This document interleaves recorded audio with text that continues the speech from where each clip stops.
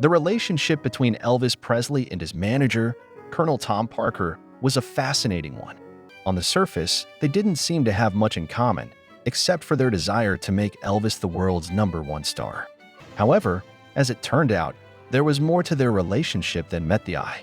Elvis never knew that his manager's true background was anything but what he claimed to be Colonel Thomas Andrew Parker, born in West Virginia on June 26, 1909.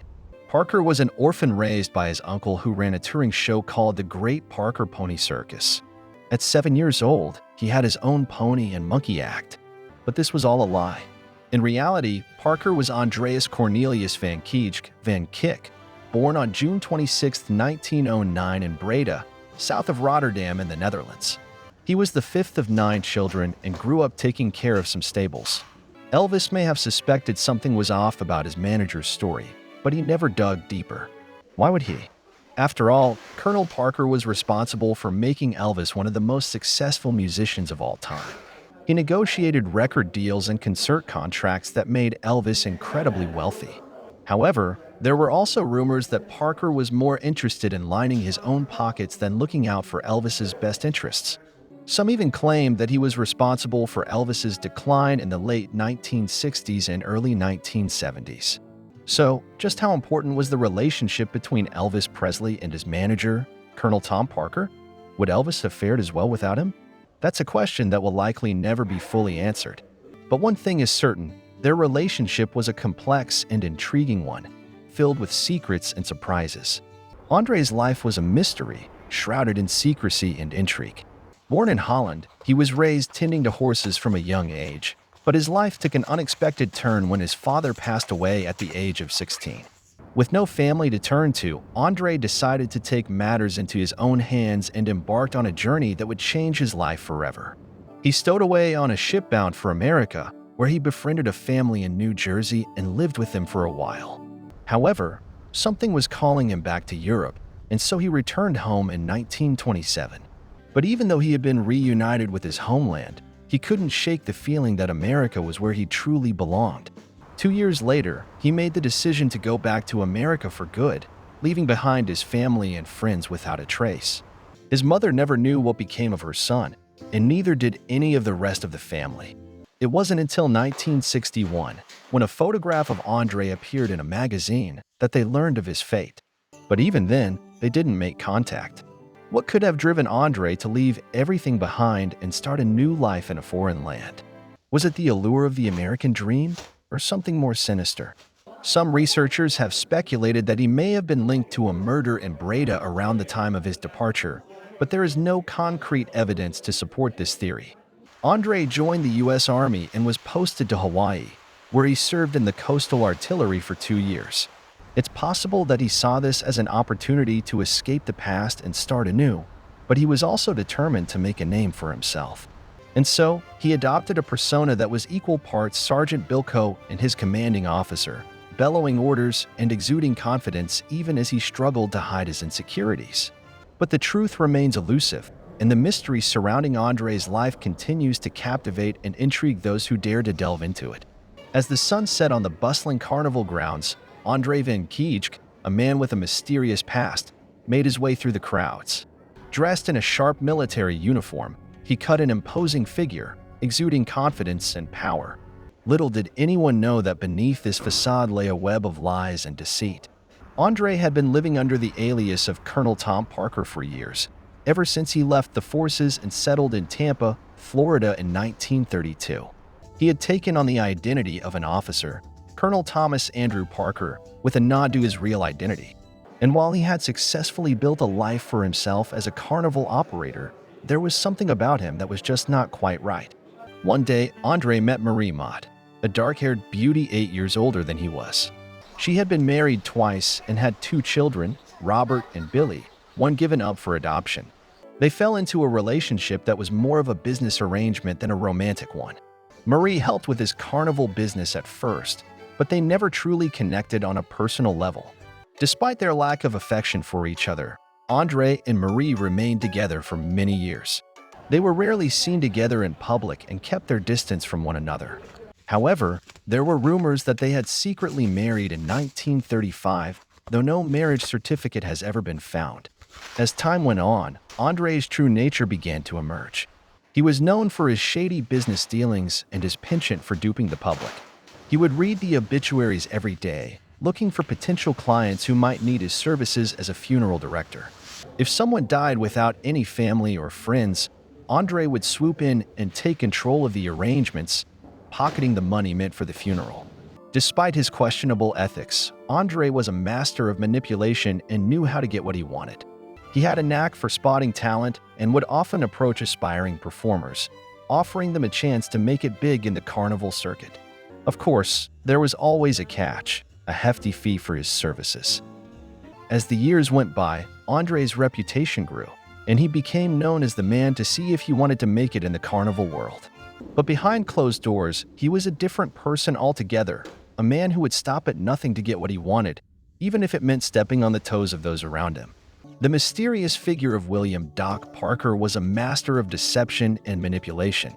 He had a knack for finding loopholes in the system and exploiting them to his advantage. His career as a con artist began with a simple yet ingenious scam, selling Bibles to grieving widows. He would visit the homes of widows and present them with a Bible embossed with their deceased husband's name, claiming that he had ordered it and would they kindly pay for it. This small-time con only earned him a few dollars, but the sheer enjoyment of tricking people was what kept him going. Parker's love for deception only grew stronger with time. During a slow period in the carnival trade, he became Tampa's dog catcher, and once again, his mind was working overtime. He noticed how much people loved their pets and thought, why not start a dog cemetery? So he and some associates started the Royal American Carnival Show. It was an unusual carnival in that they would travel by rail, with Parker training recruits in the towns they would visit. He could teach someone how to read palms within half an hour. The word "royal" in the title played well in Canada, and although he never left the mainland, he went to Canada and Mexico because passport controls were lax. Parker trained a young elephant on a leash. At first, it couldn't break away, but then later when it could, when Parker had dropped the lead, it didn't have the inclination to do that. It had been conditioned to do as it was told. There you have it, Parker and Presley in a nutshell. Look at how the Hussars carried out Lord Cardigan's orders in the charge of Light Brigade, even though their instincts would have told them they would die. It was the same with Presley. He obeyed Parker. Whatever the result, it was better than driving a truck in Memphis. He lacked the confidence to break away from him, ignoring the fact that he was doing well before the two had even met. The carnival employed reasonably familiar singers, and Parker befriended Gene Austin, who had recorded My Blue Heaven, becoming his manager for a while. He did promotional work for Roy Acuff, the country singer who established the mighty Acuff Rose Music Publishing Organization. He enjoyed the power he held over people and the thrill of getting away with his schemes. Little did anyone know that behind the charming facade lurked a master manipulator, always looking for his next mark. As the night fell, the wily Colonel Tom Parker watched from the shadows as Jimmy Davis, the governor of Louisiana, held court with a group of country musicians. He couldn't help but feel a pang of envy as he saw how easily they seemed to navigate the music industry. But then something caught his eye, a young man with a raw talent and a unique charisma that set him apart from the rest. It was Elvis Presley, and Parker knew he had to have him. With a cunning plan in mind, Parker approached Davis and revealed his true identity, an honorary colonel, granted by the governor himself. Whether or not this was legal was of no concern to Parker. He simply used it to his advantage. From there, he managed a touring show headed by Pee Wee King and the Golden West Cowboys, featuring country crooner Eddie Arnold and comedian Minnie Pearl. But even with this success, Parker knew he needed something more to truly make a name for himself. That's when he had the idea to combine Eddie Arnold's talents with a group of dancing chickens. Parker would place them on hot plates, play Turkey in the Straw, and watch as the audience laughed and cheered. It was demeaning work, but it worked. As the years went by, Parker continued to hone his craft, eventually landing Eddie Arnold parts in 2 feeble films and having him play the Sahara in Las Vegas. But all the while, he kept his eyes on Elvis Presley, waiting for the perfect moment to strike. And when it came, he did not hesitate. With a fierce determination and a cunning mind, Colonel Tom Parker would go on to become one of the most infamous managers in music history, guiding Elvis Presley to unimaginable heights of fame and fortune. The manager of Elvis Presley, Colonel Tom Parker, was known for his shrewd business tactics and unyielding determination.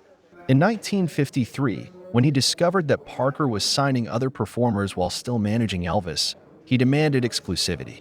However, Parker had other plans. He conveniently suffered a heart attack and threatened to sue Arnold for $50,000 if he broke the contract. But Arnold saw through his ploy and found a new manager. Despite the breakup, Parker continued to manage Hank Snow and formed Hank Snow Entertainments with him. Together, they assembled profitable touring packages, sometimes starring Snow and sometimes not. Parker even had the idea of making the teenage singer Tommy Sands a cowboy star. He covered him in dirt and made him walk several miles to a diner, where Parker was waiting to evaluate his acting skills. If Sands could scrounge a free meal from the manager, he would pass the test. Sands recalls, "He did get my parents to sign a contract, but my mother was never a favorite of Colonel Tom Parker's and vice versa. There was a lot of conflict, and it's like Gladys Presley. They both disliked the controlling factor in his personality." Although Parker arranged some early bookings as a country artist and secured a record deal with RCA, he soon gave up managing Sands. However, he was responsible for Sands' breakthrough, including securing a gold disc for one of the songs. Parker's eye for talent extended beyond Elvis and Hank Snow. He often watched the sisters Mary and Patty Diskin on various country shows and got to know their brother, Tom, who looked after them. Tom was a quiet, gentle man, reliable, and trustworthy, qualities that Parker valued in a manager. Little did Tom know that Parker had already set his sights on him, planning to take over his management and secure him a place in the spotlight. The Colonel was a master of manipulation and deception, with a keen eye for spotting talent. He had been in the music industry for years, working his way up from small-time promoter to the man behind the scenes. When he heard about a young singer named Elvis Presley, he knew he had found his next big project. Parker approached Elvis's parents, Gladys and Vernon Presley, with 2 contracts in hand. One was with Hank Snow, a respected country musician, and the other was with Parker himself. The Colonel played his cards carefully, soft-talking Gladys into signing the second contract. Little did they know that he had switched the documents, ensuring that he alone would have control over Elvis's career. As Elvis's manager, Parker made sure that he was in the spotlight at all times. He booked him on the Ed Sullivan Show, where he made history with his scandalous hip movements. Parker also negotiated lucrative record deals and merchandising agreements, making Elvis one of the highest-paid entertainers in the world. But there were rumors of excessive spending and questionable business practices on Parker's part. Some even accused him of taking advantage of Elvis, who was often portrayed as a naive and impressionable young man. However, no one could deny the Colonel's vision and savvy when it came to spotting talent and making it pay off. Despite their rocky relationship, Elvis remained loyal to Parker until the end. When the Colonel passed away in 1997, Elvis's daughter Lisa Marie spoke out, calling him one of the most important people in my father's life. Whether you love him or hate him, there's no denying that the Colonel had a lasting impact on the music industry and on the legacy of Elvis Presley. The Colonel was a man of many faces, and it's hard to determine whether he was truly dedicated to Elvis or simply using him as a means to an end. His cold demeanor and manipulative tactics left many questioning his true intentions. However, Elvis saw something in the Colonel that others couldn't, and he trusted him implicitly. But was that trust misplaced? Only time would tell. The air was thick with tension as the 2 men sat across from each other, their eyes locked in a battle of wills. Colonel Parker, known for his shrewd business acumen and unyielding determination, stared at Brian Epstein with a mix of curiosity and skepticism. Epstein, on the other hand, exuded confidence and charm, but there was a hint of uncertainty in his gaze as he considered the proposition before him. The idea was simple, a job swap. For 2 years, they would trade places, with Colonel Parker taking over the management of the Beatles and Epstein assuming control of Elvis Presley's career. It was a risky proposition, to say the least, but both men knew that it could be a game-changer if it worked out. As the meeting wore on, the 2 men discussed the details of the swap, weighing the pros and cons of each other's styles and approaches. Colonel Parker, known for his aggressive and autocratic management style, would have to adapt to Epstein's more relaxed and collaborative approach. while Epstein would have to learn to navigate the cutthroat world of the music industry under Parker's watchful eye. In the end, the decision came down to a single question: who was willing to take the biggest risk? Both men knew that failure was not an option, but success could mean the difference between immortality and obscurity. In the end, it was Epstein who made the first move, extending his hand across the table and saying, "I'm game if you are." Colonel Parker hesitated for a moment before taking Epstein's hand and shaking it firmly. "Let's do this," he said, his voice betraying a hint of excitement. And so, the deal was struck. Two men, each with their own unique style and approach, would come together to see if they could create something truly remarkable. The world watched with bated breath, waiting to see if the swap would be a success or a disaster. Little did they know that the real drama was just beginning. The fate of the Beatles and Elvis Presley would have been vastly different had their respective managers not been involved. While Brian Epstein, the manager of the Beatles, was known for his respect for artistic decisions and trustworthiness, Colonel Parker, the manager of Elvis Presley, was infamous for his greed and questionable business practices. Epstein, who took a 25% cut from the Beatles, would have never allowed them to release a radical album like Revolver, let alone a song as daring as Tomorrow Never Knows. He would have exercised his influence over Sgt. Pepper's Lonely Hearts Club Band, ensuring that it remained true to the Beatles' artistic vision. On the other hand, Parker, who took a whopping 50% cut from Presley, would have pushed for more commercial success at the expense of Presley's artistic integrity. He would have insisted on sending scripts back to the studios and restoring relationships with Jerry Lieber and Mike Stoller, while also having Presley back on the road, playing stadium gigs. Both managers took more than the standard fees from their clients, but Epstein's 25% cut was justified by his role as the Beatles' agent. Parker, on the other hand, was taking 50% and was also doctoring the figures and had several side deals. The extent of his scams is not known. Presley never asked for an independent audit, or, if he did, Parker would have talked his way out of it. Once a carny, always a carny. This is why Parker liked Vernon Presley as Elvis's business manager, as he would have been befuddled with Parker's accounting. In the end, the choice between Epstein and Parker is a personal one. While both had their flaws, Epstein's respect for artistic decisions and trustworthiness make him the better choice for any performer. However, good things can be said for Parker too, as he was marketing Elvis like a fairground attraction, and he was no classier than Colonel Sanders, who was marketing his product in a bucket.